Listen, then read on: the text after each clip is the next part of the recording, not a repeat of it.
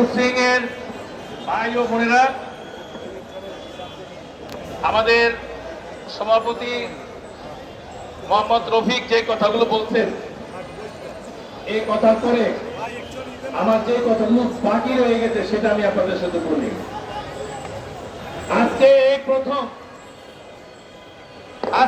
প্রথম না, বাংলাদেশের যত শ্রমিক নেতৃবৃন্দ আছেন, শ্রম সচিব আছেন, পুলিশের কর্মকর্তা আছে, গোয়েন্দা সংস্থার কর্মকর্তা আছে, শ্রম পরিচালক সবাই একসাথে বসা হয়েছে এবং সেখানে আউটসোর্সিং এর দাবি এবং আউটসোর্সিং এর সমস্যা সমাধানের পথ কি সেটাকে আবার পুনরায় আলোচনা করা হয়েছে। এরপরে আবার মিটিং শেষে রফিক এবং মাহবুবুর রহমান আনিস, আমার সাথে অর্ধেক নাম মাহবুবুর রহমান ইসমাইল, উনি হচ্ছে মাহবুবুর রহমান আনিস, ওর এই দুইজন আবার পার্সোনাল সচিব মহোদয়ের সাথে আমরা তিনজন কথা বললাম।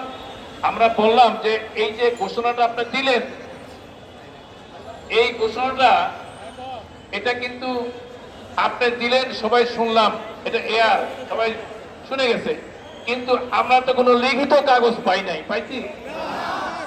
আমাদেরকে লিখিত কাগজ আপনি আজকের মধ্যে আমাদের হাতে লিখিত কাগজ পৌঁছে দিবেন।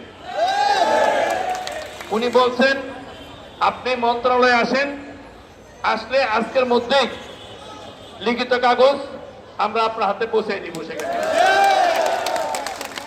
আমি চেষ্টা করব আজকের মধ্যেই নেতৃবৃন্দ থাকবে, তাদের সহ আমি বলেছি 5 জন